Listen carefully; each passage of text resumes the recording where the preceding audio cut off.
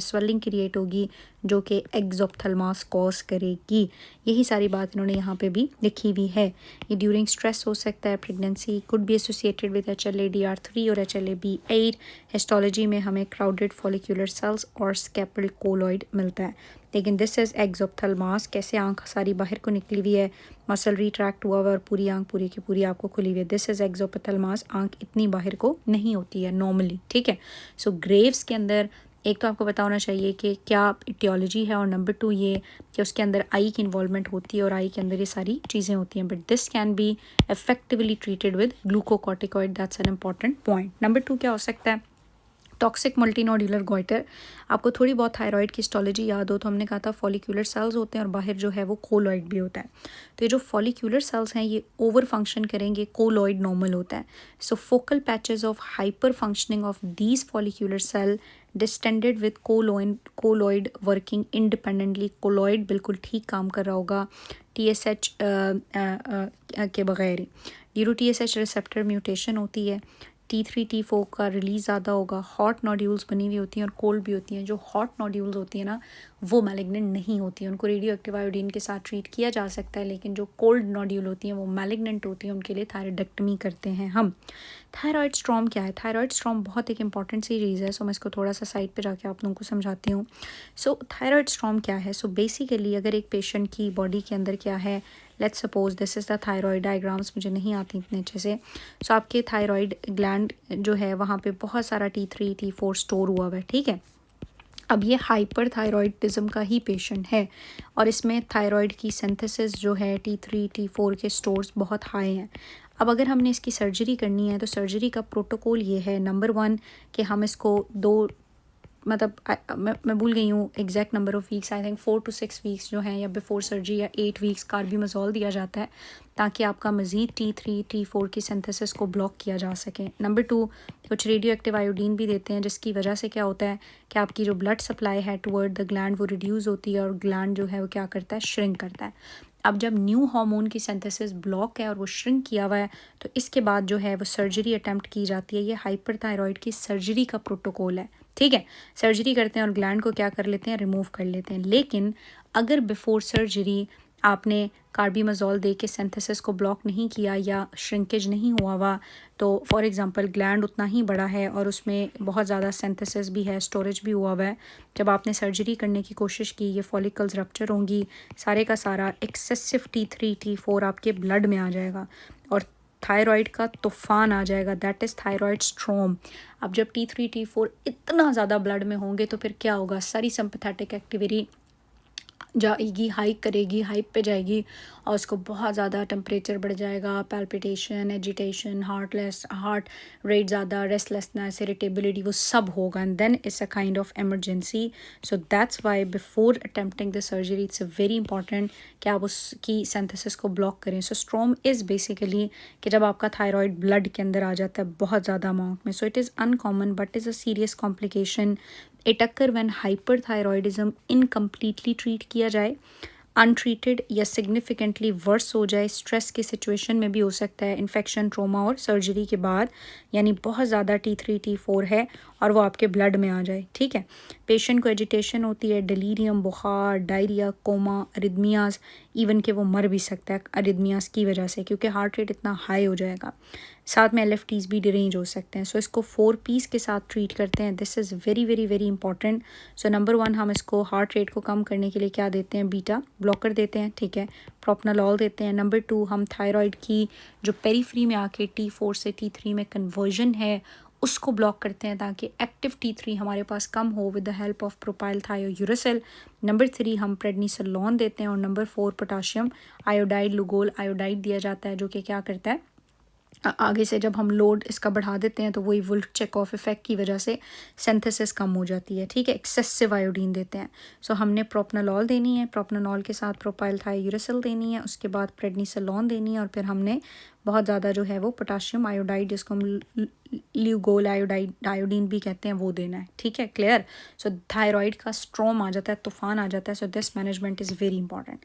उसके अलावा एक्सोजीनियस हो सकता है, यानी बाहर से आप बहुत ज़्यादा ले रहे हो, या एक्टोपिकली थायराइड कहीं से प्रोड्यूस हो रहा है स्ट्रोमा ओवेरी की वजह से, या कंट्रास्ट इंड्यूस्ड है, या फिर ड्रग्स की वजह से, या माइड्रोन या लिथियम की वजह से भी हाइपरथायरॉयडिज्म हो सकता है। गॉइटर के क्या कॉजेज़ हैं? गॉइटर का मतलब है कि आपका थायराइड ग्लैंड इनलार्ज हुआ है। अब उस इनलार्जमेंट की रीज़न गले के अंदर ऐसे वो निकलते हैं तो पता चलता है जी कोई बहुत बड़ा हुआ है थायराइड। सो इसकी रीज़न जो हैं वो कुछ भी हो सकती हैं, हाइपोथायरॉयडिज्म भी हो सकता है, हाइपर भी हो सकता है, कैंसर भी हो सकता है, कोई कुछ लोगों के अंदर वैसे ही होता है, नॉर्मली भी हो सकता है, ठीक है, इन्फ्लेमेशंस भी हो सकती हैं, इन्फेक्शंस भी हो सकते हैं। So smooth diffuse enlargement Graves में होती है जो कि आपको पता है हाइपर है, हाशिमोटो में हो सकता है जो कि हाइपो है, आयोडीन डिफिशिएंसी में हो सकता है, और TSH सिक्रीटिंग एडिनोमास यानी कि कैंसर में भी हो सकता है। नोड्यूलर अगर अंदर नोड्यूल्स बने हुए होंगे तो वो टॉक्सिक मल्टी नोड्यूलर गॉइटर हो सकता है, एडिनोमा, कैंसर या थायराइड सिस्ट हो सकती है। So goitre is simply enlargement of thyroid gland and it could be due to various aetiologies, किसी भी रीज़न की वजह से हो सकता है, ठीक है। अगर लेट्स सपोज थायराइड एडिनोमा है, थायराइड एडिनोमा एक बिनाइन ग्रोथ है, सॉलिटरी ग्रोथ है, और ये कोल्ड होता है, ठीक है, रेडियो एक्टिव आयोडीन स्कैन के ऊपर, और रेयरली ही ये आपको हाइपर कॉज करेगा via autonomous thyroid hormone production, hot and toxic. Most commonly ये फॉलिक्यूलर होता है, इसमें कैप्सूलर या वैस्कुलर इन्वेजन नहीं होती, अनलाइक फॉलिक्यूलर कैंसर जो कि इन्वेड करता है। सो थायराइड एडिनोमा हमारे पास एक बिनाइन सॉलिटरी ग्रोथ है, और ये नॉन फंक्शनल यानी कि कोल्ड होता है, ठीक है, और ये कोई इतने मसले भी कॉज नहीं करता। सो बिनाइन है। अब हम थायराइड कैंसर्स के ऊपर आते हैं जो कि बेसिकली क्या है, मैलिग्नेंट है। Again lot of MCQ point, यहाँ अब कोई ऐसा कॉन्सेप्ट नहीं है लेकिन MCQ पॉइंट्स हैं जो आपने देखने हैं। सो थायराइड कैंसर को हम डायग्नोज करते हैं नंबर 1 किसके साथ, FNAC के साथ, और most of the time thyroidectomy के साथ ही ट्रीट किया जाता है। कॉम्प्लिकेशंस इंपॉर्टेंट है। सो अगर मैंने किसी की थायराइडेक्टमी कर दी यानी उसका थायराइड ग्लैंड निकाल दिया तो क्या नुकसान होगा? थायराइड के पीछे क्या होते हैं? पैराथायराइड होते हैं। पैराथायराइड क्या करते हैं? कैल्शियम बढ़ाते हैं। सो अगर पैराथायराइड निकाल दिया तो पेशेंट हाइपोकैल्सीमिक हो जाएगा, उसमें कैल्शियम कम हो जाएगा, बाहर से सप्लीमेंट्स देने पड़ेंगे। थायराइड इटसेल्फ क्या करता है? T3 T4 बनाता है। सो थायराइड निकाल देंगे तो पेशेंट हाइपो में जाएगा, हाइपो के लिए हमें उसको बाहर से थायरोक्सिन देना पड़ेगा। और क्या हो सकता है? सर्जरी के दौरान आप क्या कर सकते हो? नर्व डैमेज कर सकते हो, रिकरेंट लेरेंजियल नर्व डैमेज हो सकती है, या हमारे पास एक्सटर्नल लेरेंजियल नर्व डैमेज हो सकती है। सो अगर वो डैमेज होंगी तो उनकी वजह से हॉर्सनेस ऑफ वॉइस, डिस्फोनिया और एफोनिया हो सकता है, जिसको भी हम डिस्कस करते हैं। तो ये कॉम्प्लिकेशंस जो हैं थायराइडेक्टमी की, they are very important and high yield. So complication के अंदर हाइपोकैल्सीमिया नंबर 1, वाई? बिकॉज आप पैराथायरॉयड भी निकाल देते हो। Transection of recurrent laryngeal nerve during ligation of inferior thyroid artery, अगर रिकरेंट लेरेंजियल नर्व डैमेज होगी तो उसकी वजह से डिस्फेजिया, डिस्फोनिया, हॉर्सनेस होती है, और अगर एक्सटर्नल लेरेंजियल नर्व डैमेज होगी तो उसकी वजह से फिर आपको एफोनिया वगैरह हो सकता है। नेक्स्ट हमारे पास क्या आता है? नेक्स्ट हमारे पास आता है पेपिलरी कार्सिनोमा। सो पेपिलरी कार्सिनोमा के बारे में ये इंपॉर्टेंट बातें, इट इज़ मोस्ट कॉमन। इसमें एम्प्टी न्यूक्लियाई होता है विथ सेंट्रल क्लियरिंग, जैसे कि आप यहाँ पे देख सकते हो, विथ सेंट्रल, सेंटर बिल्कुल क्लियर होता है। इस पैटर्न को हम कहते हैं ऑर्फन एनाई आइज, और समोमा बॉडीज़ होती हैं, न्यूक्लियर ग्रूव्स होते हैं। सो वो कहता है समोमा बॉडीज़ जो हैं papi and mama adopted orphan, so आपने याद रखना है psammoma bodies and orphan Annie appearance. Then इसका रिस्क इंक्रीज़ होता है विद रीट और PTC म्यूटेशन और ब्राफ म्यूटेशन। चाइल्डहुड में अगर रेडिएशन एक्सपोजर है तो वो भी इसके रिस्क को बढ़ाता है। सो इसके लिए जो इंपॉर्टेंट पॉइंट्स हैं वो यही हैं कि पेपिलरी कार्सिनोमा मोस्ट प्रेवलेंट है, पैल्पेबल लिम्फ नोड है, गुड प्रोग्नोसिस। सो प्रेवलेंट है, पैल्पेबल लिम्फ नोड है, गुड प्रोग्नोसिस है, समोमा बॉडीज़ होती हैं, और ऑर्फन एनाई अपेयरेंस है। तो ये आपने याद रखना है।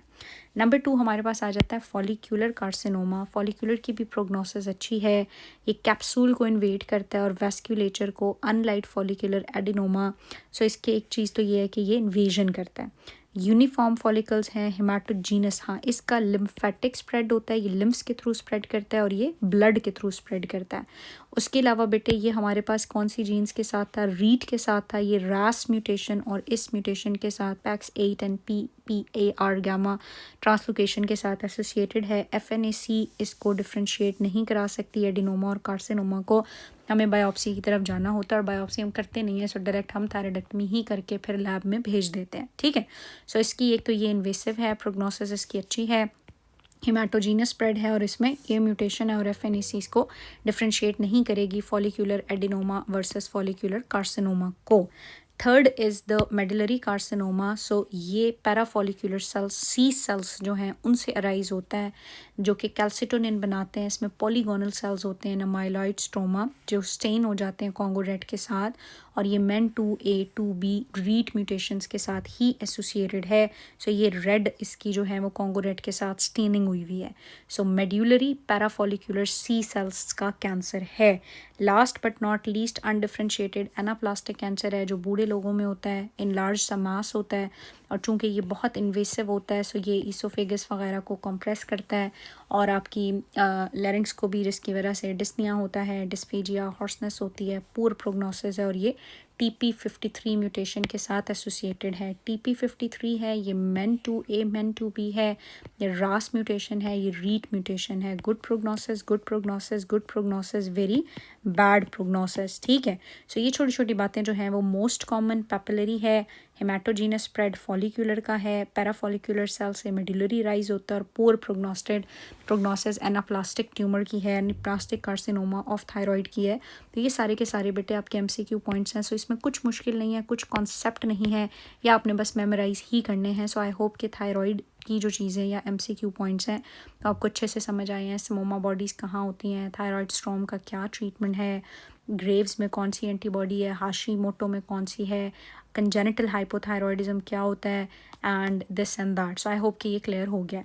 नेक्स्ट वीडियो के अंदर हम जाके अब पैराथायरॉयड पढ़ेंगे। ठीक है, सो थायराइड हमने पढ़ लिया, नेक्स्ट में हमने पैराथायरॉयड पढ़ना है, और पैराथायरॉयड के बाद फिर जो इंपॉर्टेंट चीज़ आएगी वो डायबिटीज़ और एड्रीनल हार्मोन है। ठीक है, सो डायबिटीज़ और एड्रीनल कर लिया तो फिर हमारी पैथोलॉजी ख़त्म हो जाएगी। मीनवाइल अगर अभी तक भी कोई चीज़ समझ नहीं आ रही तो please do ask. Thank you.